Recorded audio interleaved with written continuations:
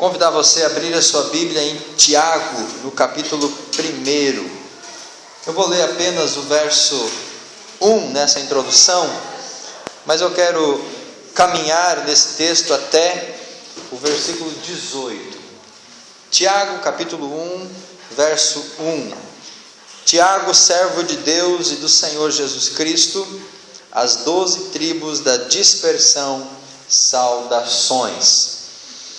Verso 2: Meus irmãos, considerai motivo de grande alegria o fato de passardes por várias provações, sabendo que a prova da vossa fé produz perseverança, e a perseverança deve ter ação perfeita, para que sejais aperfeiçoados e completos, sem lhes faltar coisa alguma. Você tem sido provado por Deus, pelas circunstâncias, pela vida? Você tem vivido momentos difíceis, momentos apreensivos, momentos de angústia, momentos de dor, e por que não dizer, igreja, momentos até de desespero, momentos de pavor, de pânico. Muitas vezes nós não entendemos por que nós, como filhos de Deus, ou como cristãos, ou até mesmo como pessoas de bem, pessoas direitas, pessoas que afinal não matam, não roubam, por que muitas vezes nós passamos por situações difíceis? Qual que é o propósito disso? A Bíblia nos orienta e nos aponta para um propósito pedagógico das provações, das dificuldades. Quando nós olhamos para a palavra de Deus e nós analisamos à luz da palavra esses momentos difíceis que nós passamos, nós não temos outro entendimento a não ser olhar para essa situação da nossa vida e ver nela um propósito pedagógico, ou seja, Deus querendo nos ensinar alguma coisa, Deus querendo trabalhar em nós algumas coisas, Deus querendo aperfeiçoar em nós algo que nós ainda não conseguimos aperfeiçoar. Nós começamos a nossa caminhada com Deus, a nossa vida cristã, nós começamos a um andar com Deus, mas o Senhor quer que nós prossigamos e cresçamos e cheguemos até aquilo que a Bíblia chama da estatura de varão perfeita, a medida de Cristo. Há um desenvolvimento espiritual, uma maturidade espiritual, há uma confiança no nosso Deus. E em muitas situações Deus vai usar como instrumento para que nós cheguemos lá no auge, no ápice da nossa vida cristã, a provação, a privação, o momento difícil, aquela situação onde nós nos apegamos mais a Deus. É engraçado como que muitas vezes nós nos aproximamos do Senhor nesses picos, nesses momentos de dificuldade. E quando nós estamos vivendo uma vida mais tranquila, um pouco mais leve, nós acabamos até não que nos afastando do Senhor, mas diminuindo a intensidade, o ritmo da nossa busca. E isso vai afetar com certeza o nosso desenvolvimento e a nossa maturidade espiritual. Nesse primeiro capítulo de Tiago, do versículo 1 até o versículo 18, nós vemos justamente esse propósito que a palavra de Deus e Deus nos apresenta. A provação, ela tem um propósito. A provação, ela tem um objetivo. A provação, ela tem algo com a qual Deus quer trabalhar nas nossas vidas. Você e eu não somos provados meramente por sermos provados. Nós não passamos por situações difíceis apenas porque Deus, na sua soberania, olhou para a nossa vida e pensou, bom, aquela pessoa está vivendo muito tranquilamente, então eu vou apertar um pouquinho a vida dela, eu vou dar um pouquinho de provação para ver como que ela reage. Deus não age dessa forma. O certo é que Deus quer nos aproximar cada vez mais dele. E nesse caminho, nesse processo, Deus vai trazer algumas situações adversas sobre nós. E nesses primeiros versos, verso 2, verso 3 e verso 4, nós vemos então a chave da provação, o propósito disso. A carta é direcionada às 12 tribos da dispersão, no verso 1. Em algumas outras traduções, aos judeus dispersos, aos judeus espalhados. Tiago escreve para cristãos judeus, ou melhor dizendo, para judeus cristãos. O público-alvo desta carta são pessoas que eram judaicas, judias, descendentes de Israel, pessoas que tinham uma base na lei de Moisés, pessoas que tinham um entendimento dessa lei e que vieram então conhecer a Cristo, o Evangelho de Cristo, e aceitá-lo como Senhor e Salvador. A base espiritual, doutrinária dessas pessoas era a lei judaica.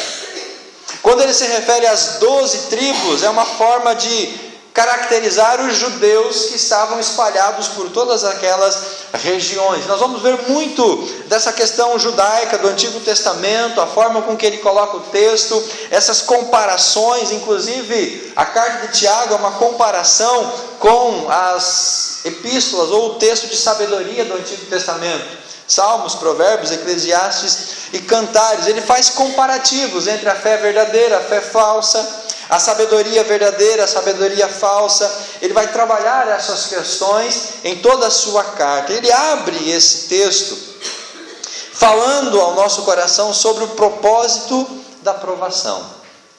E se nós passarmos por todo um processo de provação, de lutas, de angústia, e não cumprirmos aquele propósito que Deus determinou, tudo vai ser em vão. As angústias, as lágrimas, o choro, a dor, tudo que nós vivemos tem um propósito. E nós poderíamos dizer que esse propósito é nos aproximar mais do Senhor. Ele começa de uma forma até mesmo irônica. Considerai por motivo de grande alegria o fato de passardes por várias provações. Tiago diz assim, querido, se você está passando por provação, fique alegre com isso. É algo meio estranho para nós. Como que eu vou me alegrar naquele momento de dor, naquele momento de enfermidade, naquele momento de incerteza, de dúvida, naquele momento de angústia? Como ter alegria nessa situação? Muitas vezes nós acabamos tendo uma atitude contrária, nós nos entristecemos, nós nos abatemos, nós até mesmo pensamos em largar tudo e desistir.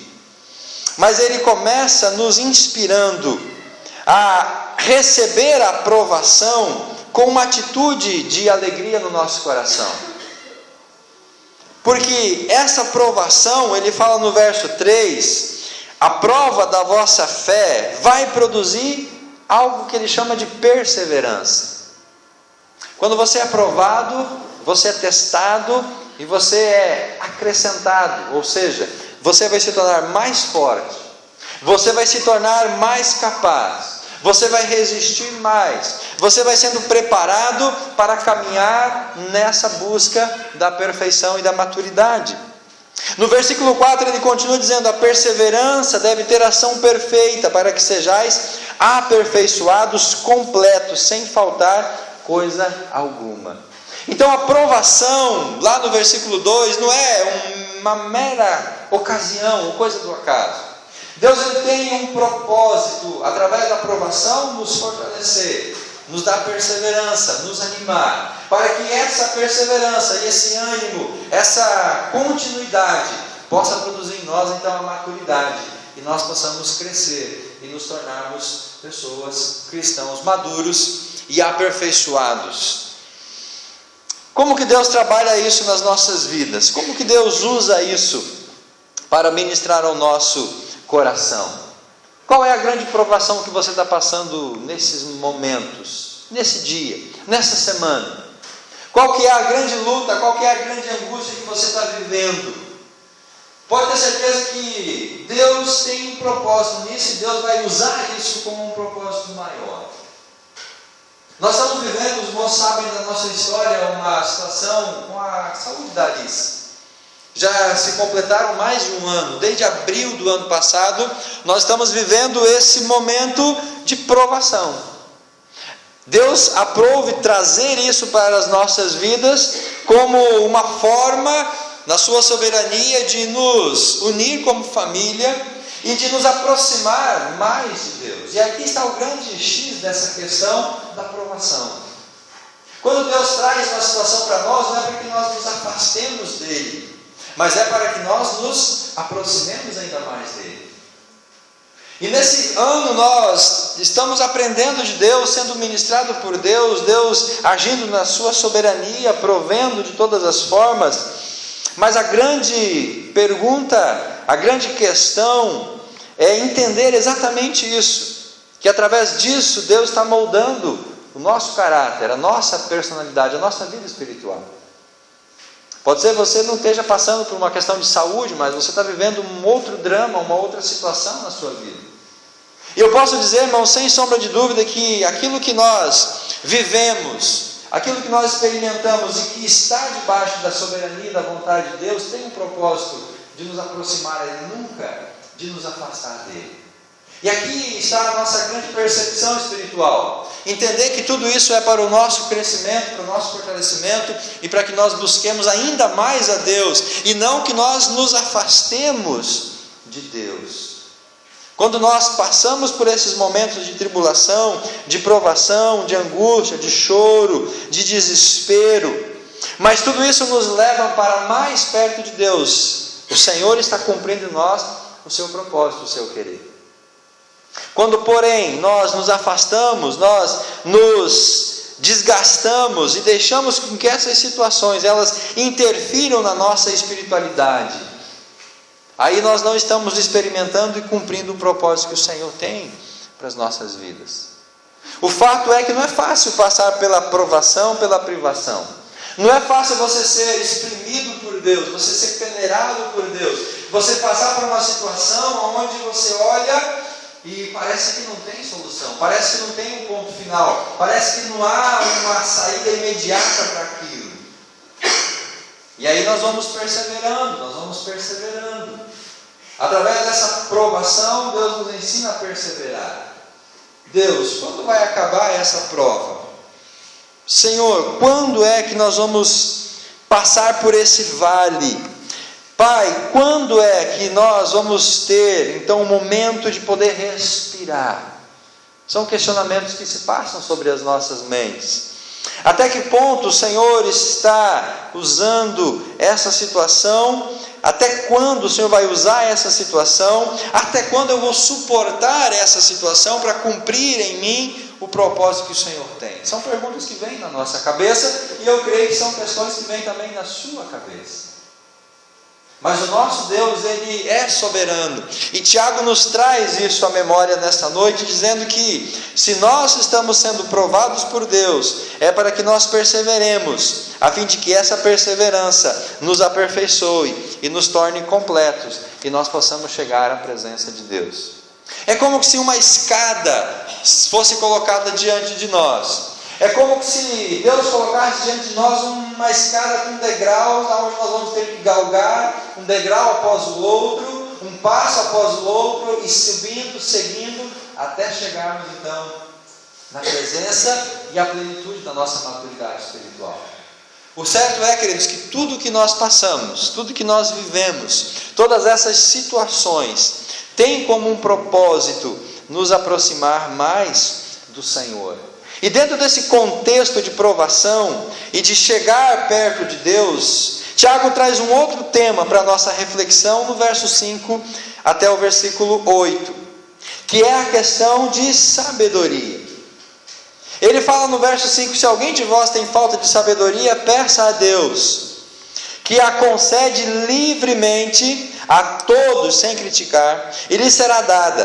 Peça com fé, porém não duvidando, pois quem duvida é como uma onda do mar que é movida e agitada pelo vento. Tal homem não deve pensar que receberá do Senhor alguma coisa, pois vacila e é inconstante em todos os seus caminhos.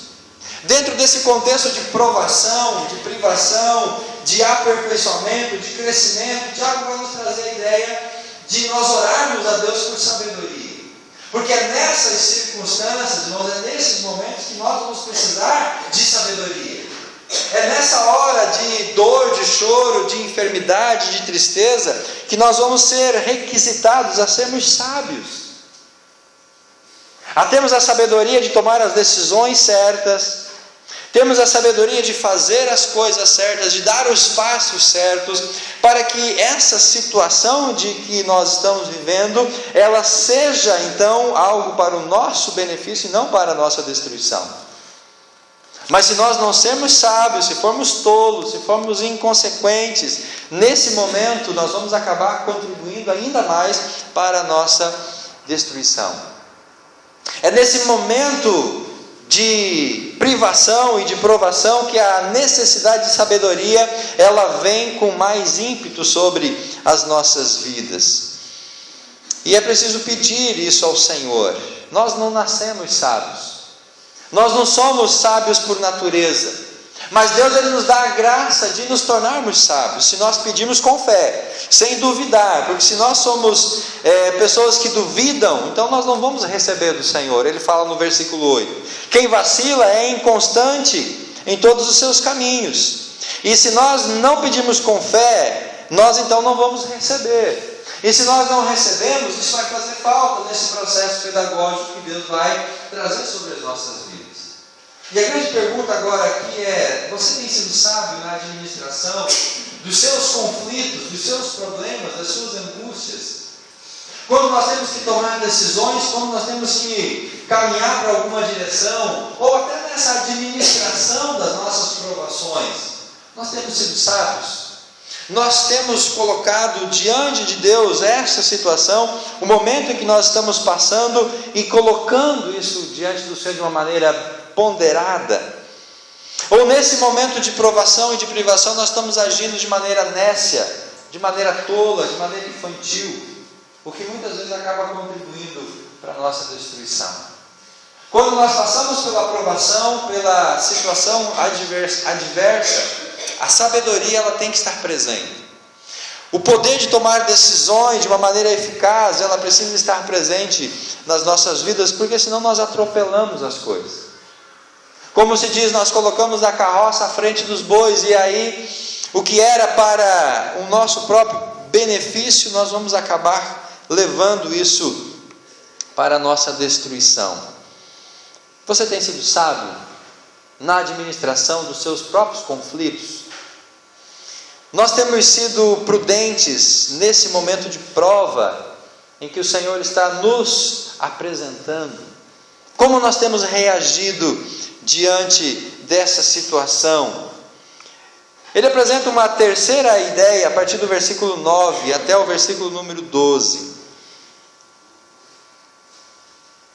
que é o contraste entre a riqueza e a pobreza, o que para muitos já é uma provação. Ele fala assim no verso 9: mas irmãos, os irmãos de condição humilde deve gloriar-se na sua alta posição, e o rico na sua humilhação, porque passará como a flor silvestre. Pois o sol se levanta em seu redor, e no seu ardor, e seca a relva. Então a sua flor cai, e a sua beleza desaparece. Assim também o rico murchará em seus caminhos. Tiago apresenta para nós essa questão de bens materiais e de prosperidade. Boa parte desses judeus que estavam espalhados por todas aquelas regiões não eram pessoas ricas, eram pessoas pobres, pessoas simples, pessoas humildes, pessoas que estavam sendo oprimidas pelos ricos daquela sociedade e daquele tempo. Mais adiante, Tiago vai falar que esses ricos acabam zombando daquelas pessoas mais humildes, e zombando até da sua própria fé. Quando ele fala que não podemos fazer acepção de pessoas, quando chega alguém com dinheiro, a gente dá o melhor lugar na igreja, e chega alguém pobrezinho, a gente fala: fica lá de pé junto com o Natan no último banco da igreja. Tiago fala que nós não devemos fazer acepção de pessoas, nós não podemos discriminar. Mas ele coloca isso como algo que estaria acontecendo, e ele fala: olha, esses ricos que vocês bajulam, que vocês dão proeminência, são eles que levam vocês aos tribunais, e são eles que zombam da fé que vocês têm. E agora Tiago vai começar a tratar dessa questão, dizendo que o irmão de condição mais humilde, ele está numa posição de glória, a sua alta posição.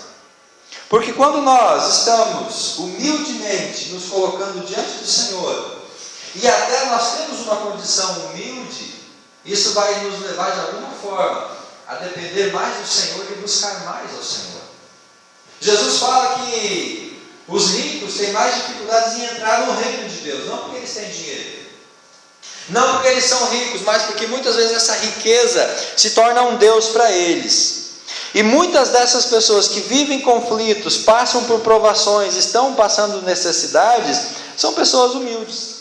São pessoas mais simples e de poucas condições.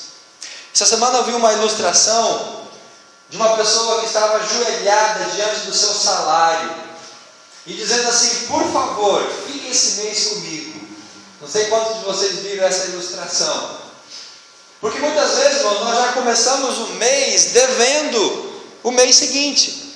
Muitas vezes a nossa rotina material, seja talvez por falta de sabedoria na administração, ou por conta dessas provações e privações e provas que nós passamos, que até o nosso recurso financeiro ele se esvai. E aí nós temos que ter sabedoria, como ele fala no verso 5, para administrar, além do problema da provação, administrar essa questão financeira também, material. E muitas vezes a provação, a privação, ela vem junto com essa questão material, essa questão financeira. E nós temos que administrar tudo isso. Mas aquela pessoa que vive numa condição humilde, ela deve estar buscando ao Senhor, porque essa busca vai elevar ela numa condição superior. Já aquele que confia nas riquezas, no versículo 10, ele deve então estar se humilhando, porque ao confiar na riqueza, ele não estará confiando em Deus. E Tiago fala que essa riqueza é passageira, assim como uma flor, que o sol vem, esquenta, seca e logo morre. Quando a gente confia na riqueza, quando a gente confia nos bens materiais, quando a gente confia nessas coisas materiais, nós estamos nos tornando pessoas que vão enfrentar e vão passar esses problemas de uma maneira mais eficaz. O confiar na riqueza é algo ruim para nós.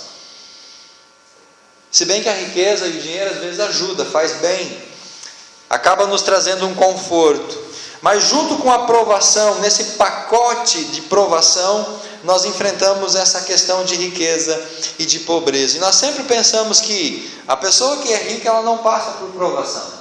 A pessoa que tem dinheiro, ela não passa por situações difíceis. Nós temos a tendência de pensar que situação difícil é só para nós que temos pouca condição financeira. Porque muitas vezes aquele que tem riqueza se esconde atrás das riquezas. Não que ele não tenha problemas, não que ele não sofra, mas ele acaba se escondendo atrás disso. Quando nós temos uma condição financeira, essa condição financeira tem que também ser colocada diante do Senhor. E se nós não temos uma boa condição financeira, nós precisamos então pedir que Deus nos ajude e nos dê a sua graça. Ele parte para o final desse primeiro momento falando sobre as provações e as tentações. E ele repete o conceito no verso 12: feliz é o homem que suporta a provação com perseverança. Lá no versículo 12 ele fala que feliz é aquele, tem que ser alegre, aquele que passa por provação. Aqui no verso 12 ele vai dizer que feliz é o homem que suporta a provação com perseverança. Ele volta àquela ideia inicial lá do versículo 2 da provação como algo pedagógico nas nossas vidas. Feliz é o homem que suporta a provação com perseverança, porque depois de provado receberá a coroa da vida que o Senhor prometeu aos que o amam. Pastor, quanto tempo vai demorar essa provação até eu receber a minha coroa? Eu li uma frase hoje que dizia assim: se você quer receber flores no dia 12, morra no dia 11. É uma forma certa de você receber flores no dia 12. É uma referência ao dia dos namorados, óbvio. Por quanto tempo vai durar essa provação? Até eu receber a coroa que o Senhor está prometendo àqueles que o amam? A vida toda. Mas então quer dizer que eu vou ser provado a vida toda? Talvez a resposta seja sim. Eu e você vamos ser provados a vida toda. Mas a vida toda vai ser esse caos que eu estou vivendo hoje? A vida toda vai ser esse aperto que eu estou vivendo hoje? A vida toda vai ser essa situação angustiosa que eu estou vivendo hoje? Talvez não. Talvez não seja em todos os momentos essa intensidade de provação, de angústia, de dores. Mas uma coisa a Bíblia nos acrescenta e nos diz que nós vamos ser provados até o dia em que recebemos a coroa da vida. E essa coroa não nos será dada em nenhum outro momento a não ser no dia do nosso julgamento diante do Senhor. Então Tiago está nos demonstrando aqui, irmãos, que nós vamos ser provados e temos que perseverar diante dessas provações por toda a nossa existência, até então quando receberemos o galardão. É o que o apóstolo Paulo escreve lá em 2 Timóteo: combati o bom combate, acabei a carreira, guardei a fé, e desde agora eu vou estar recebendo a coroa que o Senhor para mim tem prometido. A vida do apóstolo Paulo não foi uma vida de mar de rosas. Ele passou por provações, por angústias, por várias situações, mas ele perseverou, ele manteve a sua dependência do Senhor. Versículo 13, Tiago vai nos trazer uma ideia de uma diferenciação entre provação e tentação.